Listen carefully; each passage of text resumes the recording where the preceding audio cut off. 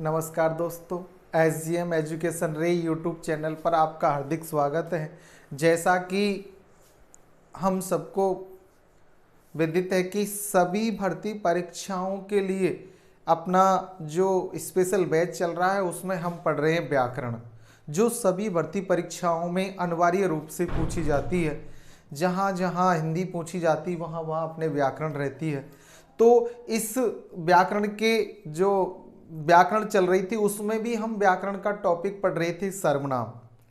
इससे पूर्व हमने भाषा को पढ़ा, उसके बाद वर्ण विचार पढ़ा, उसके बाद संधि पढ़ी, उसके बाद समास पढ़े, उसके बाद हम शब्द भेद पढ़ रहे हैं। और शब्द के मूलतः दो भेद होते हैं, विकारी और अविकारी। तो हम विकारी शब्द पढ़ रहे हैं और विकारी शब्दों के भी चार भेद होते हैं, जिसमें संज्ञा है, सर्वनाम है, विशेषण है और क्रिया। तो इससे पूर्व हमने संज्ञा पढ़ लिया और सर्वनाम की भी जो पूर्व की क्लासें हमने पढ़ ली है।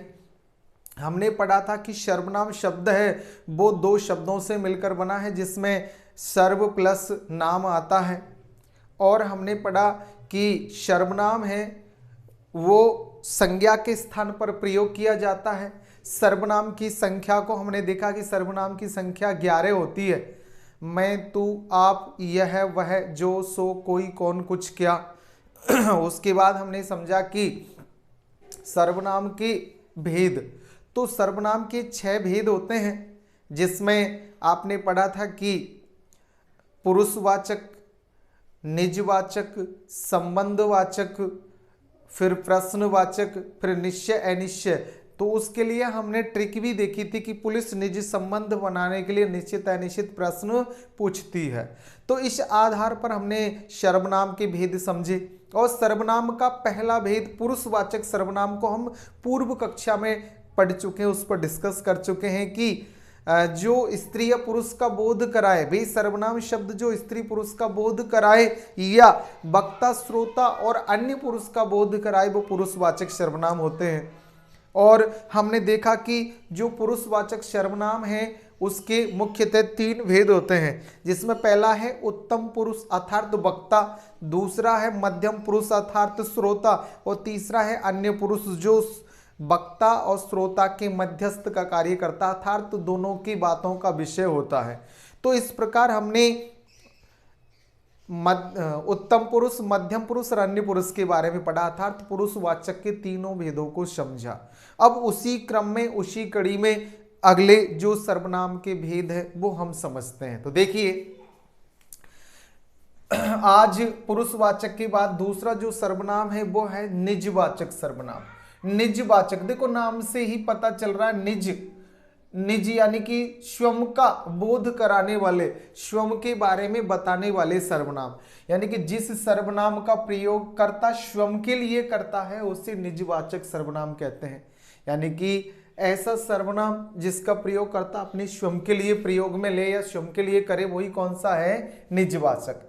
इसके अंतर्गत आते हैं आप आदर सूचक न हो, यानी कि आप जो आदर सूचक शब्द उसका प्रयोग नहीं किया जाता इसमें। इसके बाद अपने आप, स्वयं, खुद, स्वतः, निज सर्वनाम शब्द आते हैं।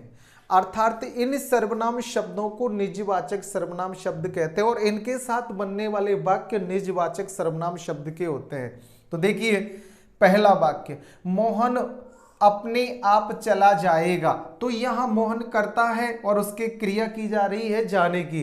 तो यहाँ अपने आप चला जाएगा, तो अपने आप यानी स्वयं खुद कर लेगा। तो यहाँ निजवाचक है, जब करता स्वयं के बारे में, अपने बारे में कुछ कहे। तो सीता स्वयं काम ढूंढ लेगी, जैसे सीता है स्वयं अपने बारे में कह रही है। वह खुद ब खुद चला जाएगा, या खुद के लिए, या चल सकता है, तो खुद के लिए कहा जा रहा है। तो यहाँ खुद, स्वतः या निज आदि के साथ कोई वाक्य बने, तो जैसे अपना हाथ जगन्नाथ, तो अपने लिए कहा जा रहा है। तो ऐसे वाक्य हो जहां कर्ता स्वयं के विषय में सर्वनाम शब्दों से कुछ भाव प्रकट करे तो वहां, या क्रिया के बारे में कहे तो वहां हो जाता है आपके निजवाचक सर्वनाम। इसके बाद तीसरा जो सर्वनाम है, पहला पुरुषवाचक पढ़ा, उसके बाद निजवाचक, और तीसरा है आपके संबंधवाचक सर्वनाम। वो सर्वनाम शब्द जो संबंध बताने का कार्य करते हैं, अर्थात जहां पर दो वस्तुओं या दो व्यक्तियों का पारस्परिक संबंध प्रकट होता है, वहां संबंधवाचक सर्वनाम होता है। यानी कि ऐसा सर्वनाम जहां पर या तो दो वस्तुओं का या दो व्यक्तियों का आपस में संबंध प्रकट होता है, वो कौन सा सर्वनाम कहलाता है? संबंधवाचक।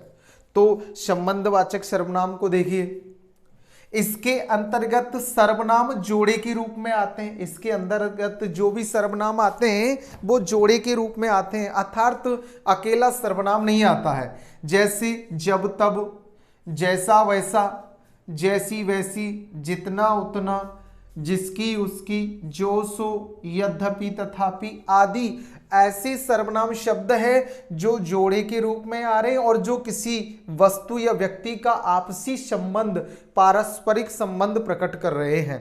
तो इसके अंतर्गत जैसे कि जो करेगा सो भरेगा, तो यहां जो करेगा सो भरेगा। या वह छात्र जो कल आया था चतुर है, तो वह और जो संबंध दर्शा रहा है छात्र से। जिसकी लाठी उसकी भैंस, यद्यपि वह कह रहा था तथापि वो आए तब है, यानी कि जितनी शक्ति उतना करो। तो यहाँ ऐसे वाक्यों में हम देखते हैं कि दो सर्वनाम शब्द जोड़े के रूप में आते हैं और वस्तु या व्यक्तियों का आपसी संबंध का बोध कराते हैं, वो आपका सर्वनाम हो जाता है संबंधवाचक। इसी क्रम में अब अपना चौथा सर्वनाम है प्रश्नवाचक सर्वनाम। वह सर्वनाम जो प्रश्न करने के लिए प्रयोग में लिया जाता हो। तो प्रश्नवाचक सर्वनाम यानी कि जिस सर्वनाम का प्रयोग प्रश्न करने के लिए किया जाए, प्रश्नवाचक सर्वनाम कहलाता है। ऐसा सर्वनाम जो प्रश्न करने के लिए काम में आए, तो वो कौन सा सर्वनाम कहलाता है? प्रश्नवाचक। इसके प्रश्नवाचक सर्वनाम यानी इसके अंतर्गत प्रश्नवाचक शब्द जैसे कौन, क्या, किसे, किसको आदि सर्वनाम शब्द आते हैं। इसके अंतर्गत ये सर्वनाम शब्दों का प्रयोग होता है जिसमें कौन, क्या, किसे, किसको आदि का प्रयोग होता है।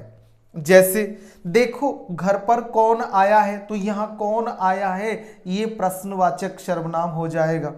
वह कौन है जो देख कर चला गया, तो यहाँ कौन प्रश्नवाचक। वह क्या काम करता है, तो यहाँ क्या ये प्रश्नवाचक सर्वनाम। और दूध में क्या गिर गया है, तो यहाँ ये क्या आपकी प्रश्नवाचक सर्वनाम। तो कौन, क्या या तुम्हारी किसको आवश्यकता है, तो यहाँ जैसे वाक्यों में किसको आदि आपके प्रश्नवाचक सर्वनाम का बोध कराते हैं। तो इस प्रकार आज की कक्षा में हमने देखा कि पुरुषवाचक हम सर्वनाम को पूर्व कक्षा में पढ़ चुके थे।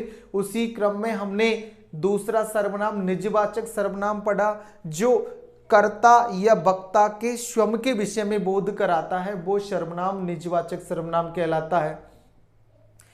तीसरा हमने पढ़ा संबंधवाचक सर्वनाम जो दो वस्तुओं या दो व्यक्तियों में संबंध का बोध कराती है, वो आपके संबंधवाचक सर्वनाम है। और चौथा प्रश्नवाचक, जिस सर्वनाम का प्रयोग प्रश्न करने के लिए किया जाए, किसी से कुछ पूछने के लिए, प्रश्न करने के लिए किया जाए, वो प्रश्नवाचक सर्वनाम हो जाएगा। तो इस प्रकार हमने देखा कि सर्वनाम के 6 भेद होते हैं, उनमें से हमने क्रम से 4 भेद को पढ़ा। अब उसका निश्चयवाचक और अनिश्चयवाचक भेद है वो हम अगली कक्षा में पढ़ेंगे। अब तक जो व्याकरण के टॉपिक पढ़े हुए हैं उनमें आप कोई समस्या महसूस करो या समस्या आए तो आप कमेंट से बताएं, समाधान पाए और अच्छा पढ़े और आगे बढ़े। धन्यवाद।